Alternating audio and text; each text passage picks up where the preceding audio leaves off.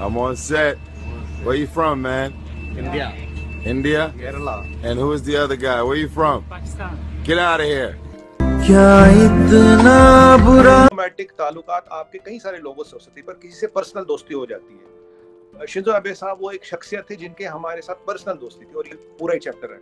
और चीमा साहब, मैं दर्शकों को बोल दूं, बहुत से दर्शकों को ये नहीं पता होगा, हिंदुस्तान और पाकिस्तान की दुश्मनी की मिसालें दी जाती है, एक रस्साकशी की मिसालें दी जाती है। कहते भाई बड़ी दुश्मनी है नॉर्थ कोरिया साउथ कोरिया, पर काफी लोग ये नहीं जानते होंगे उससे भी घातक, उससे भी ज्यादा, उससे भी एलिवेटेड दुश्मनी है चाइना और जापान की।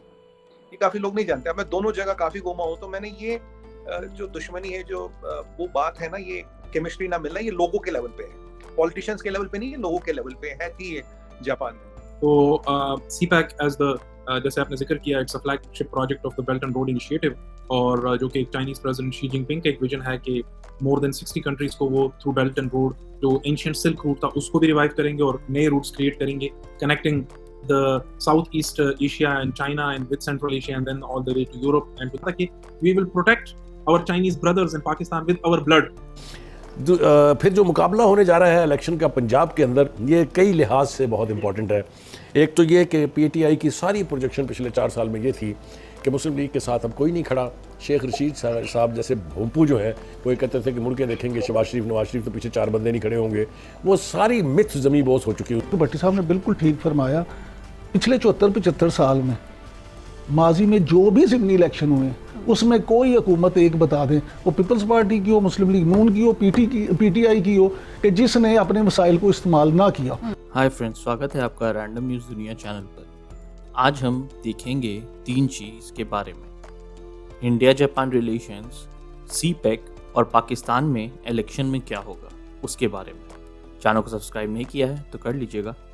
पहले तो उनको श्रद्धांजलि देंगे, प्रभु उनकी आत्मा को शांति दे। हमारे बहुत अच्छे मित्र थे, पर्सनल फ्रेंड, इंडिया के पर्सनल फ्रेंड थे। देखिए, डिप्लोमेटिक ताल्लुकात आपके कई सारे लोगों से हो सकती है, पर किसी से पर्सनल दोस्ती हो जाती है। शिंजो अबे साहब वो एक शख्सियत थी जिनके हमारे साथ पर्सनल दोस्ती थी, और बेशक इमरान खान साहब की हुकूमत की हो या उससे पहले हो या अब हो, जिसकी वजह से ये इतना अच्छा प्रोजेक्ट जिसको कहा जा रहा था वो मतलब पीछे चला गया, और कुछ लोग कह रहे कि रोल बैक हुआ है। फहद, बहुत इंपॉर्टेंट टॉपिक आपने इंतखाब किया, और ख़ास तौर पे जो ये करंट डेवलपमेंट्स हो रही है with regards to our negotiations with IMF, और जो थोड़ा जियोपॉलिटिकल लैंडस्केप के ऊपर चीज़ें इमर्ज हो रही है। अब आ जाइए जनाब, हम अपने कप्तान की बात कर लें। मेरे ख्याल से कप्तान साहब जो हैं वो ये कह रहे हैं कि उन्हें खदशा है कि एस्टेब्लिशमेंट कहीं इलेक्शन में धांधली ना करे, यानी शफाफ इलेक्शन ना करवाए।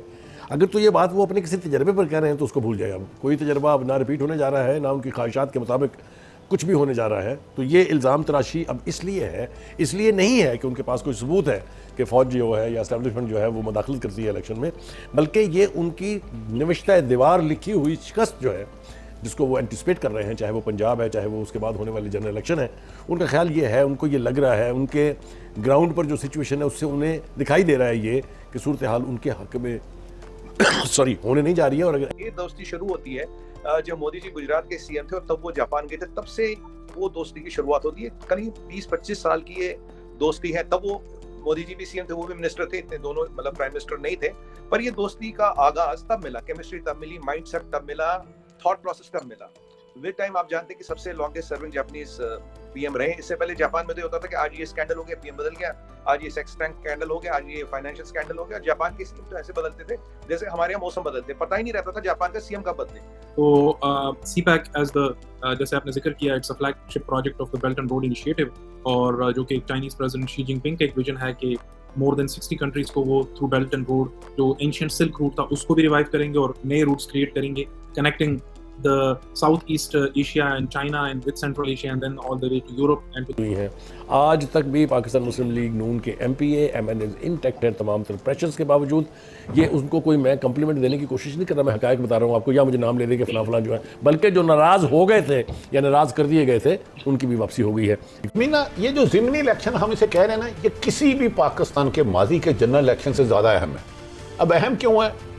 इसके ऊपर आने वाली मौजूदा हुकूमत और अगले 5 सालों का इंसार है। जब इनको हुकूमत दी गई थी तो IMF से मामला तय नहीं थे हो रहे, जो इमरान खान के बकौल के पुर मसलत की गई, साल की गारंटी दी गई AMF को। अगर ये इलेक्शन मैंने कहा जनरल इलेक्शन से अहम है। अगर इलेक्शन नून लीग लूज कर जाती है तो नून लीग की हुकूमत पंजाब में उसी वक्त खत्म हो जाएगी। केपीके में ऑलरेडी पीटीआई की है, सिंध में पीपल्स पार्टी का है, बलूचिस्तान में भी मिक्स ही है। मतलब पॉलिटिकल अनस्टेबिलिटी और जापान में लाइक सिनोनिम्स, कुछ भी हो सकता है कभी भी। इनके आने के बाद जापान में सबसे पहले तो ही पॉलिटिकल स्टेबिलिटी, सबसे पहले एक ही व्यक्ति थे पॉलिटिकल स्टेबिलिटी लाए। दूसरी चीज ये लाई जापान में नेशनलिज्म। जापान में नेशनलिज्म लिटरली खत्म हो गया था, और जब ये लिटरली आ गए तो इकोनॉमी की बात करूं तो ऑलमोस्ट इट वाज स्टैगफ्लेशन पे इकोनॉमी आ गई थी। और आप जानते हैं Japan is an ageing population, biggest importer of nurses जो दुनिया में है वो है जापान। तो मतलब और आप जाए अकॉर्डिंग टू द डाटा, ये कोई वो नहीं है, कोई और क्वालिटेटिव आर्गुमेंट नहीं है, but this is a quantitative data based argument. इस सबसे ज्यादा जो अटैक्स हुए हैं और जो किलिंग्स हुई हैं चाइनीज नेशनल्स की ओवरसीज, वो पाकिस्तान में हुई है unfortunately. This is data based, ये डाटा के साथ बैक किया जा सकता है। इस पे चाइनीज का बहुत बड़ा कंसर्न है, और उन्होंने, और ये भी एक वजह थी कि जिसकी वजह से चीजें स्लो डाउन हुई है, जो कि प्रोजेक्ट्स पाइपलाइन में थे वो उस तरह स्पीड अप नहीं हुए कि चाइनीज को कंसर्न्स थे। आपको याद होगा जब ये सीपैक ऑपरेशनलाइज हो रहा था तो उस टाइम के आर्मी चीफ थे जनरल आली शरीफ साहब, उन्होंने एक स्पेशल सिक्योरिटी डिवीजन रेस किया सीपैक के लिए, और ये कहा गया था कि उसमें 15,000 मिलिट्री पर्सनल होंगे जो कि सीपैक प्रोजेक्ट को, सीपैक के जो वर्कर्स हैं उनके प्रोटेक्ट करेंगे। और आली शरीफ तो ये बहुत बड़ा फैक्टर है। और दूसरी बात ये है कि परफॉर्मेंस जो यानी पीटीआई की परफॉर्मेंस थी पंजाब में वसीम अकरम प्लस साहब के ज़ेरे साया, उसका जो भुरकस निकला है, और जो दास्तान करप्शन की अब रकम हो रही हैं उनको अगर आप मद्देनज़र रखें तो ये मुख्तर से वक्त में जो कुछ पंजाब में किया गया है, लोग अब अंधे नहीं हैं, लोग अच्छी तरह से समझते हैं कि कौन किस चीज़ का है।